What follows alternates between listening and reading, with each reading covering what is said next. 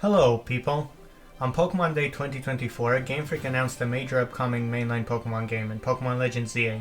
This game is coming out in 2025, and to everyone's surprise, the setting for it will actually be the Kalos region, more specifically Lumio City. It goes without saying that the decision to take the next game in this direction surprised basically everyone, and that's for a couple of reasons. This game is a really big deal. In some ways, it's an even bigger deal than when a new generation is revealed. First of all, most people expected the next game setting to be either Johto or Unova. This is because the last Johto game came out 15 years ago, and the last Unova game came out 13 years ago. And they are the only regions to not yet be featured in a 3D game. In other words, they were due new remakes or Legends games in those regions because they're the regions that we haven't seen in the longest time, and the only ones to not be revised in a modern era. In fact, before the reveal of Pokemon Legends ZA, people were almost split into two camps. There were the people who wanted Johto to be revisited and the people who hoped for Unova. There was even some speculation that whatever the upcoming game was gonna be, it would somehow blend together both Johto and Unova, but alas, Pokemon decided to throw the most unexpected curveball and shock the entire community by revealing Legends ZA, a game that revisits an area in Kalos, the region introduced in Pokemon X and Y. This still feels weird, even though it's been a couple months since the reveal. I mean, Pokemon's never skipped a generation with their remakes or revisits. BDSP and Legends Arceus revisited Sinnoh, so the natural next step was to either go back to Johto or move on to the next region after Sinnoh, which would of course be Unova. Why skip to the region after that and go to Kalos? Another reason this felt so shocking is because, well, Pokemon generations are sort of divided into two main eras, at least in terms of how the community views the evolution of the games at this point in time. There's the classic era consisting of the 2D pixel-based games from Gens 1 to 5, and then there's the modern era, which started with the switch to 3D model-based graphics, which began in Gen 6 with Pokemon X and Y, and continues to this day. Up until now, we never got a game that revisited a region from the modern era outside of that region's generation. To many people, this era still feels very recent, so even though we always knew that any 3D Pokemon game would eventually be a candidate for a remake or revisit, we never quite expected it to be so soon. This creates a sort of anachronistic effect, when a game that is generally perceived as relatively modern is suddenly considered old enough to qualify for a revisit. But of course, Legends ZA isn't a remake of X and Y. The fact that it's being made doesn't mean that Game Freak thinks X and Y are so old and outdated that they need to be revisited. Legends ZA is a game in an entirely new style with a different premise that just so happens to feature a city in Kalos as its setting. But it's still a great thing that it does. You see, Kalos is in some regards sort of the red-headed stepchild of Pokemon regions. The main reason for this is because every other pair of new generation games got some sort of follow-up within that same generation that improved on the region and sometimes elaborated on its lore. Red and Blue had Yellow, Gold and Silver had Crystal, Ruby and Sapphire had Emerald, Diamond and Pearl had Platinum, Black and White had Black 2 and White 2, Sun and Moon had Ultra Sun and Ultra Moon, Sword and Shield had the Isle of Armor and Crown Tundra DLCs, and Scarlet and Violet had the Teal Mask and Indigo Disc DLCs. This left Kalos somewhat unfinished. Most people agreed that there was something missing in Kalos, like there was more to come. Some areas felt undeveloped or were inaccessible, and the lore felt like it could have been developed a bit more. This brings us to the Pokemon Z conspiracy. Now, like I said, X and Y didn't get a follow-up game or DLC, so there's only one take on the Kalos region. Many fans, however, speculate that this wasn't the original intention though.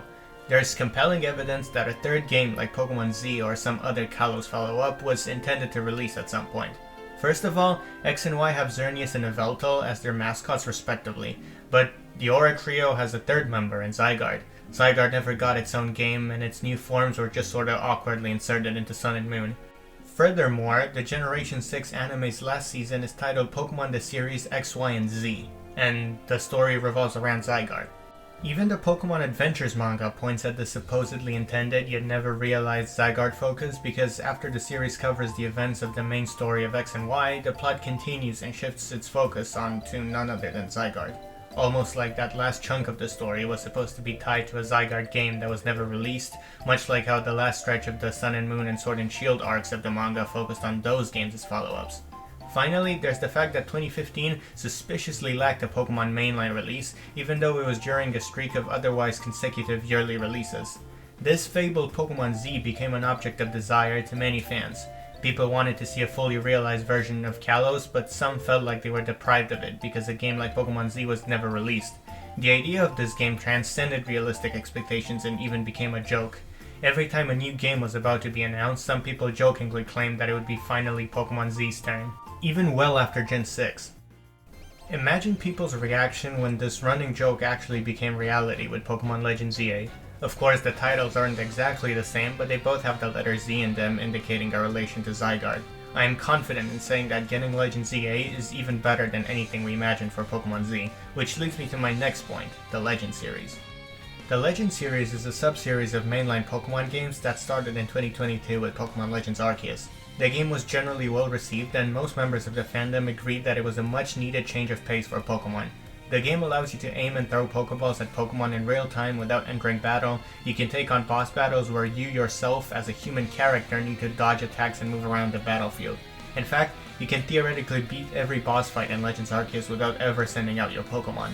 The battle system itself was tweaked and is considerably different from other games, although still turn-based. There's also the fact that the story takes place in the past, maybe 100 to 200 years before modern day, allowing for a unique perspective on the Pokemon world, and how to focus on the lore. All these changes made for an awesome and very fun game, and a lot of that can be attributed to the fact that many of us felt the Pokemon formula was getting a little stale, and that the series would have benefited from trying something more experimental. Not to replace the tried and true Pokemon experience, but rather to complement it on the side. Some of the people that fell off with Pokemon because of this perceived staleness said that Legends Arceus was the most fun they've had with the series in a while. But the superfans who already liked Pokemon were delighted to experience something so bold and fresh as well. To put it simply, Pokemon Legends Arceus was kind of revolutionary, and many people missed the features it introduced when Scarlet and Violet came out later and lacked those features. No one could have been 100% sure that another Legends game would eventually come out, although there were reasons to suspect it. For the first time ever, the colors of the International Pokemon logo were different. Instead of the usual yellow with blue edges, we got blue with white edges for Legends Arceus, which to me signified a separation between this game and the rest of the main series, and potentially implying the start of a new sub-series. The game is also called Pokemon Legends: Arceus. Even in the trailer, the Pokemon Legends logo appeared first, and then the word Arceus formed underneath it, implying that Pokemon Legends is its own entity and that Arceus was just a subtitle for this particular game. This led many people into thinking that we could get a Pokemon Legends Kyurem, or Pokemon Legends Celebi, and so on, but we didn't know for sure until Pokemon Legends ZA was announced. And, at least for me, it was a big relief. There was always the off chance that the Legends series, with all of its tremendous potential, could have just been a one-off game, which I think would have been a huge waste. But it's fine, we're getting another.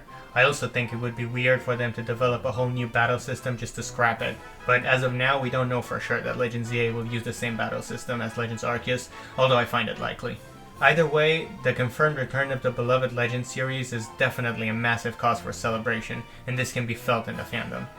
While navigating social media, I noticed a correlation between people's excitement about Pokemon Legends ZA and the nature of the community and hype season in the time leading up to the release of X and Y over 10 years ago. The online Pokemon community underwent substantial growth in those days. The internet was established enough that Pokemon fans could engage in discourse and discussions more than ever before, but back then people online were also slightly more naive than they are now. This allowed for speculation and rumors to run wild, and fans became exceedingly excited for Pokemon X and Y. The fact that these were the first fully 3D Pokemon games and that they introduced Mega Evolution and a new type only added more fuel to the fire, and the hype season for Gen 6 was one of the best for the community. Sure, not every crazy fake leak ended up being real, but there seems to have been an overall air of childlike wonder surrounding X and Y, which is a big factor in the magic of Pokemon. I think Legends ZA reminds people of those simpler times. Like I said, the announcement for this game was very unexpected, and once again we have no idea what exciting new features and Pokemon might end up being introduced. Mega Evolution is also returning, something fans have been wanting since the start of Gen 8. People are again speculating and making designs for hypothetical new Megas that might be added into Pokemon Legends ZA. It's just like back in 2013. The final thing I'd like to address here is the scheduling of Pokemon mainline releases. For a couple years at this point, there was always a new Pokemon game coming out every year. This was alright at first, but as the scope and scale of new games increased, it became harder and harder for Game Freak to keep up with demand and turn out well-polished games. The last few releases lacked a lot from a technical standpoint. Even when BDSP was outsourced to ILCA, a different company, in 2021, Game Freak still put out Legends Arceus in January 2022. This time, however, it's different. It seems Pokemon Legends ZA will be coming out later in the year than Legends Arceus did in 2022. And I, for one, am almost convinced that the next game after that will be Gen 10, and that they'll be saving that for 2026 to coincide with Pokemon's 30th anniversary. The major anniversaries have historically lined up with the start of new generations, just like how Diamond and Pearl coincided with the 10th anniversary and Sun and Moon coincided with the 20th. This would mean that the release schedule for Pokemon is loosening up a bit, which hopefully will lead to better and more finished games going forward. I'm really excited about this game. I used to not like X and Y that much the first time I played them, but they really grew on me with time, and I just played Pokemon X again recently, and that really reinvigorated my passion for Gen 6 and Kalos, and then a few months later this game gets revealed. I mean, I even threw in a quote from the credit song for Pokemon X and Y in my graduation quote, so yeah, this is a big deal for me. There's also the fact that the game only takes place in Lumio City, which means that the city will be greatly developed, and this probably means that we're getting the first Pokemon game that fully leans into the urban aesthetic, which is new and unique and super exciting. But how do you feel about Pokemon Legends EA? Are you excited, cautiously optimistic, or are you not interested at all? Let me know in the comments, and thanks so much for watching.